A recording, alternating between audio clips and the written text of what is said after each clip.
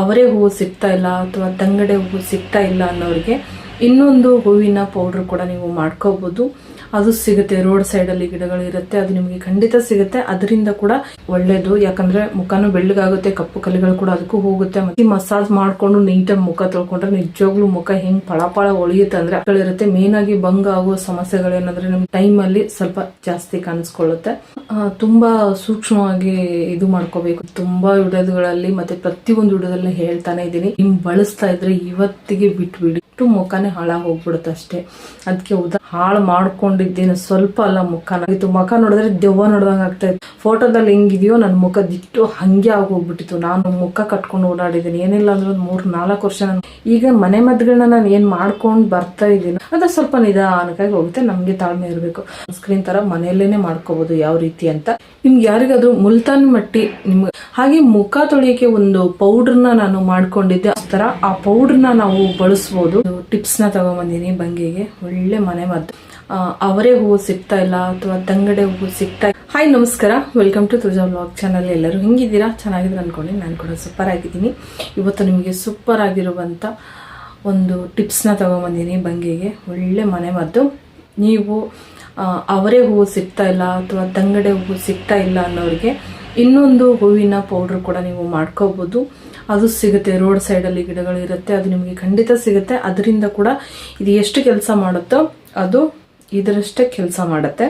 ಹಾಗಾಗಿ ಇದು ಸಿಕ್ಕಿಲ್ಲ ಅಂದ್ರೆ ಅದು ಕೂಡ ನೀವು ಬಳಸ್ಬೋದು. ಆ ಹೂವು ಯಾವುದು, ಗಿಡ ಯಾವುದು ಅಂತ ನಾನು ಹೇಳ್ತೀನಿ. ಹಾಗೆ ಮತ್ತೆ ಗಿಡನ ತೋರಿಸ್ತೀನಿ, ಹೂವನ್ನು ತೋರಿಸ್ತೀನಿ. ಪೂರ್ತಿಯಾಗಿ ವಿಡಿಯೋ ನೋಡಿ. ಇನ್ನು ಯಾರೆಲ್ಲ ಚಾನೆಲ್ನ ಸಬ್ಸ್ಕ್ರೈಬ್ ಮಾಡ್ದೇನೆ ವಿಡಿಯೋ ನೋಡ್ತಾ ಇದ್ರೆ ಪ್ಲೀಸ್ ಚಾನೆಲ್ನ ಸಬ್ಸ್ಕ್ರೈಬ್ ಮಾಡ್ಕೊಂಡು ವಿಡಿಯೋ ನೋಡಿ. ನಿಮ್ಮ ಅನಿಸಿಕೆನ ಕಮೆಂಟ್ ಮೂಲಕ ತಿಳಿಸಿ. ಹಾಗೆ ಮತ್ತೆ ನಿಮಗೆ ವಿಡಿಯೋ ಇಷ್ಟ ಆದರೆ ಲೈಕ್ ಮಾಡಿ, ನಿಮ್ಮ ರಿಲೇಷನ್ಗೆ ಶೇರ್ ಮಾಡಿ. ಇವತ್ತು ನಾನು ಹೇಳ್ತಾ ಇರೋದು ಯಾವುದು ಗಿಡ ಅಂದರೆ ತುಂಬ ರೋಡ್ ಸೈಡ್ಗಳಲ್ಲಿ ಸಿಗುವಂಥದ್ದು ಕಕ್ಕೆ ಹೂವಿನ ಗಿಡ ಅಂತ. ಅದು ತುಂಬಾ ಚೆನ್ನಾಗಿರುತ್ತೆ ಹೂವು. ಈ ಅವ್ರಿ ಹೂವು ಹೆಂಗಿರುತ್ತೋ ದಿಟ್ಟು ಅದೇ ಥರನೇ ಹೂವು ಇರುತ್ತೆ ಕಕ್ಕೆ ಗಿಡದ್ದು. ತುಂಬಾನೇ ಹೂವು ಸುಂದರವಾಗಿ ಕಾಣಿಸುತ್ತೆ. ಅದು ತುಂಬಾ ಹಳದಿ ಕಲರ್ವಾಗಿರುತ್ತೆ, ಬಂಗಾರದ ವರ್ಣ ಅಂತ ಹೇಳ್ಬೋದು. ಅದಕ್ಕೆ ಅಷ್ಟು ಚೆನ್ನಾಗಿರುತ್ತೆ. ಅದನ್ನು ಕೂಡ ಇದೇ ರೀತಿ ಗಿಡನ ಇಲ್ಲಿ ತೋರಿಸ್ತಾ ಇದ್ದೀನಿ, ನೀವು ನೋಡ್ಬೋದು. ಅದೇ ತರ ನೀವು ಹೂವನ್ನ ತಗೊಂಡು ಬಂದು ನೆರಳಲ್ಲಿ ಒಣಗಿಸಿ ಅದನ್ನ ಪುಡಿ ಮಾಡಿ ಹುರಿದು, ನಾನು ಹಿಂದಿನ ವಿಡಿಯೋದಲ್ಲಿ ತೋರಿಸಿದ್ನೆಲ್ಲ ಮತ್ತೆ ನಾನು ತೋರಿಸ್ತಾ ಇದ್ದೀನಿ, ಹೇಳ್ತಾ ಇದ್ದೀನಿ. ಅದನ್ನ ಹುರಿದು ನೀವು ಅದನ್ನ ನೀಟಾಗಿ ಒಂದು ಡಬ್ಬಿಯಲ್ಲಿ ಹಾಕಿ ಅದನ್ನ ಕೊಬ್ಬರಿ ಎಣ್ಣೆಲ್ಲೋ ಜಾಸ್ತಿ, ಅದಕ್ಕೆ ಕೊಬ್ಬರಿ ಎಣ್ಣೆ ಬಳಸಿದ್ರೇನೆ ತುಂಬಾ ಒಳ್ಳೆಯದು. ಇಲ್ಲ ಅಂದ್ರೆ ಅಲೋವೆರಾ, ಇವೆರಡು ತುಂಬಾನೇ ಬೆಸ್ಟು. ಅದಕ್ಕೆ ಸೂಕ್ತವಾಗಿರುವಂಥದ್ದು ಕೊಬ್ಬರಿ ಎಣ್ಣೆ ಮತ್ತೆ ಅಲೋವೆರಾ. ಇದು ಎರಡು ಬಳಸೋದ್ರಿಂದ ಆದಷ್ಟು ಬೇಗ ನಾವು ಬಂಗನ್ನ ಕ್ಲಿಯರ್ ಮಾಡ್ಕೋಬಹುದು. ಮತ್ತೆ ಏನಂದ್ರೆ ಅರಿಶಿನ ಬರುತ್ತಲ್ಲ, ಅರಿಶಿನ ಕೂಡ ಅಷ್ಟೇ. ಹಸಿ ಅರಿಶಿನ ಆಗಲಿ ಅಥವಾ ಹುರಿದಿರೋ ಅರಿಶಿನ ಆಗಲಿ ಅದ್ರ ಜೊತೆಗೆ ನೀವು ಮಿಕ್ಸ್ ಮಾಡಿ ಹಚ್ಕೊಳ್ಳೋದ್ರಿಂದ ಆದಷ್ಟು ಬೇಗ ನಿಮಗೆ ಬಂಗ್ ಅನ್ನೋದು ಕಡಿಮೆ ಆಗುತ್ತೆ.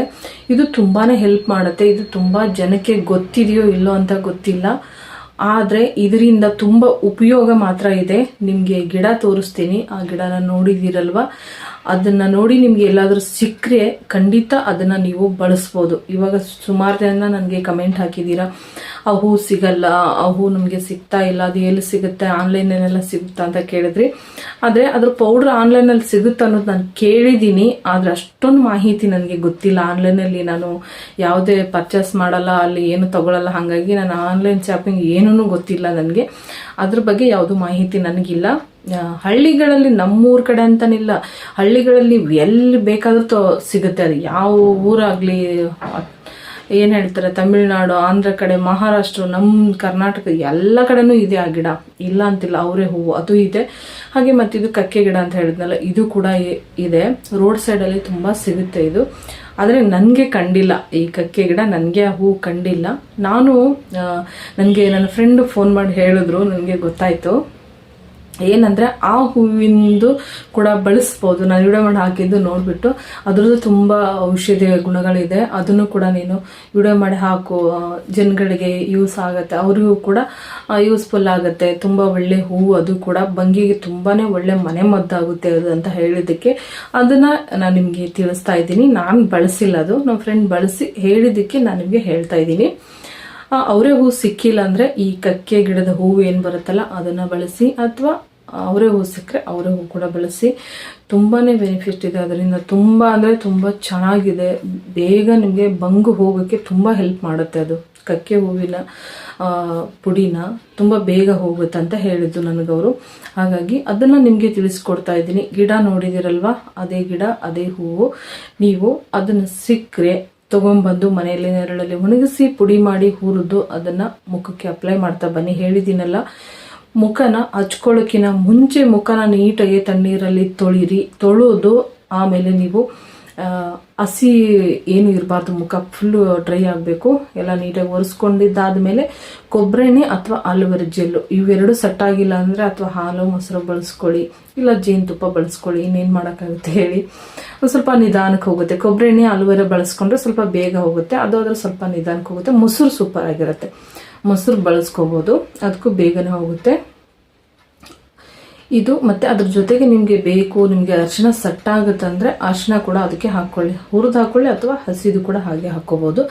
ಅದನ್ನು ಹಾಕ್ಕೊಂಡು ಪ್ರತಿದಿನ ನೀವು ನೈಟೇ ಅಪ್ಲೈ ಮಾಡ್ಕೋಬೇಕು. ಅದು ಡೇ ಟೈಮಲ್ಲಿ ಅಪ್ಲೈ ಮಾಡ್ಕೋಬಾರ್ದು. ಡೇ ಟೈಮಲ್ಲಿ ಅದಕ್ಕೆ ಟೈಮ್ ಸಾಕಾಗಲ್ಲ. ನೀವು 1 ಅವರ್, ಹಾಫ್ ಆನ್ ಅವರು ಅಥವಾ 1-2 ಅವರ್ ಈ ಥರ ಬಿಡ್ತೀನಿ ಅಂದರೆ ಆಗಲ್ಲ. ನೈಟೇ ಅಪ್ಲೈ ಮಾಡಬೇಕು. ನೈಟ್ ಅಪ್ಲೈ ಮಾಡಿ ಬೆಳಗ್ಗೆ ಎದ್ದು ನೀವು ತಣ್ಣೀರಲ್ಲಿ ಮುಖ ತೊಳಿರಿ. ನಿಮಗೆ ಕಡಲೆ ಹಿಟ್ಟು ಹಾಕಿದ್ರೆ ಜಾಸ್ತಿ ಆಗುತ್ತೆ ಅಂತ ನನ್ನ ಅನಿಸಿಕೆ. ಕೆಲವೊಬ್ರು ಹೇಳ್ತಾರೆ ಕಡಲೆ ಹಿಟ್ಟು ಹಾಕಿ ಮುಖ ತೊಳಿಬೇಕು ಅಂತ. ನನಗೆ ಜಾಸ್ತಿ ಆಗುತ್ತೆ ಅಂತ ಅನಿಸಿದೆ. ನೀವು ಒಂದ್ಸತಿ ಟ್ರೈ ಮಾಡಿ, ಯಾಕೆ ಗೊತ್ತಾಗುತ್ತಲ್ವಾ. ಹಾಗಾಗಿ ತಣ್ಣೀರಲ್ಲಿ ಮುಖ ತೊಳೆದ್ರೆ ಸಾಕು. ಯಾವುದು ನಿಮ್ಗೆ ಯಾರಿಗಾದ್ರೂ ಮುಲ್ತಾನ್ ಮಟ್ಟಿ ನಿಮ್ಗೆ ಆಗಿ ಬರುತ್ತೆ ಅಂದರೆ ಮುಲ್ತಾನ್ ಮಟ್ಟಿಯಲ್ಲಿ ಮುಖ ತೊಳಿರಿ, ಸೂಪರ್ ಆಗಿರುತ್ತೆ.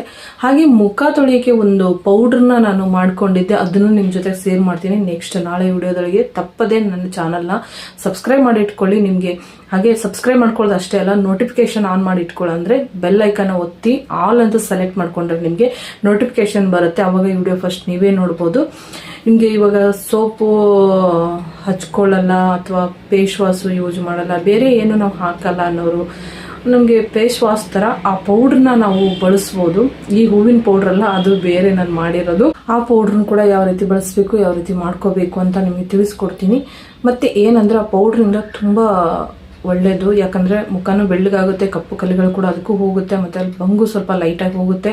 ಆಮೇಲೆ ಮೇಯ್ನಾಗಿ ಸ್ಕಿನ್ನು ತುಂಬ ಹೊಳಪಾಗಿ ಮಾಡುತ್ತೆ, ಅಂದರೆ ಬೆಳ್ಳಗಾಗುತ್ತೆ. ಒಂಥರ ಯಾವುದು ಸ್ಕಿನ್ ಹೇಳ್ತಾರಲ್ಲ, ಏನು ಗ್ಲಾಸ್ ಸ್ಕಿನ್ನು ಆ ಥರ ಚೆನ್ನಾಗಿರುತ್ತೆ. ಅದು ತುಂಬಾ ಚೆನ್ನಾಗಿರುತ್ತೆ. ಆದರೆ ನಾನು ಜಾಸ್ತಿ ಬಳಸಲ್ಲ, ಯಾಕಂದರೆ ಮುಖಕ್ಕೆ ಹಾಕಿ ಅದನ್ನು ಚೆನ್ನಾಗಿ ಹಿಂಗೆ ಅಪ್ಲೈ ಮಾಡಿಕೊಂಡು ಅದನ್ನು ಸ್ವಲ್ಪ ಮಸಾಜ್ ಮಾಡ್ಕೋಬೇಕು. ನನಗೆ ಮಸಾಜ್ ಮಾಡ್ಕೊಂಡ್ರೆ ಗುಳ್ಳೆಗಳು ಬರ್ತಾವಲ್ಲ, ಹಾಗಾಗಿ ನಾನು ಏನು ಮಾಡ್ತೀನಿ, ಸುಮ್ಮನೆ ಹಿಂಗೆ ಹಾಕ್ಬಿಟ್ಟು ತೊಳೆದ್ಬಿಡ್ತೀನಿ ಅಷ್ಟೇ, ಜಾಸ್ತಿ ಬಳಸೋಕೆ ಹೋಗಲ್ಲ. ಏನಂದರೆ ನೀವು ಚೆನ್ನಾಗಿ ಅದನ್ನು ಹಾಕಿ ಮಸಾಜ್ ಮಾಡಿಕೊಂಡು ನೀಟಾಗಿ ಮುಖ ತೊಳ್ಕೊಂಡ್ರೆ ನಿಜವಾಗ್ಲೂ ಮುಖ ಹೆಂಗೆ ಫಳ ಹೊಳೆಯುತ್ತೆ ಅಂದರೆ ಅಷ್ಟು ಚೆನ್ನಾಗಿ ಹೊಳೆಯುತ್ತೆ. ಅದಕ್ಕೆ ಏನು ಹಾಕಿ ಮುಖ ತೊಳಿಬೇಕು, ಅದಕ್ಕೆಲ್ಲ ಏನು ಮಿಕ್ಸ್ ಮಾಡಬೇಕು ಅಂತ ನಾನು ನಿಮಗೆ ಹೇಳ್ತೀನಿ ನೆಕ್ಸ್ಟ್ ವಿಡಿಯೋದೊಳಗೆ. ಮತ್ತು ಈ ವಿಡಿಯೋದಲ್ಲಿ ಏನು ಹೇಳಿದ್ದೀನೋ ಅದನ್ನು ಖಂಡಿತ ಪಾಲಿಸಿ, ಖಂಡಿತ ಹೋಗುತ್ತೆ. ಸುಳ್ಳು ಮಾಹಿತಿ ಅಂತ ನಾನು ಕೊಡೋಕ್ಕೆ ಹೋಗೋದೇ ಇಲ್ಲ. ಇವತ್ತು ಸುಳ್ಳು ಮಾಹಿತಿ ಕೊಟ್ಟು ನಾಳೆ ಬಯಸ್ಕೊಳ್ಳೋ ಕರ್ಮ ನನಗಂತೂ ಬೇಡ. ಅದಕ್ಕೆ ಹೇಳ್ತಾ ಇದ್ದೀನಿ, ನನಗೇನು ಉಪಯೋಗ ಆಗಿರುತ್ತೋ, ನನಗೆ ಗೊತ್ತಿರೋರು ನನಗೇನು ಹೇಳಿರ್ತಾರೋ ಅವ್ರಿಗೆ ಬಳಸ್ಕೊಂಡು ನನಗೆ ಹೇಳಿದಾಗ ಮಾತ್ರ ನಿಮಗೆ ಈ ವಿಷಯಗಳನ್ನ ತಿಳಿಸ್ತೀನಿ. ಖಂಡಿತ ನಿಮಗೆ ಆ ಕಕ್ಕೆ ಹೂವು ತೊಗೊಂಡು ಬಳಸ್ಕೊಳ್ಳಿ, ಹೋಗುತ್ತೆ. ಅಂದರೆ ಬಂಗು ಕೆಲವೊಂದು ಟೈಪ್ಗಳಿರುತ್ತೆ. ಮೇಯ್ನಾಗಿ ಬಂಗ ಆಗೋ ಸಮಸ್ಯೆಗಳೇನಂದರೆ ನಮಗೆ ಪಿತ್ತ ಜಾಸ್ತಿ ಆಗ್ತಾ ಬಂದರೆ ಬಂಗ ಆಗುತ್ತೆ. ಆಮೇಲೆ ಊಟ ಜೀರ್ಣ ಆಗಿಲ್ಲ ಅಂದರೆ ಬಂಗ ಆಗುತ್ತೆ. ನಿದ್ದೆ ಕಡಿಮೆ ಆಗಿದ್ರೂ ಕೂಡ ಸ್ವಲ್ಪ ಎಫೆಕ್ಟ್ ಆಗುತ್ತೆ. ಜಾಸ್ತಿ ಬಿಸಿಲಲ್ಲಿ ಓಡಾಡ್ತಾ ಇರ್ತೀವಿ, ಅದಕ್ಕೂ ಕೂಡ ಆಗುತ್ತೆ.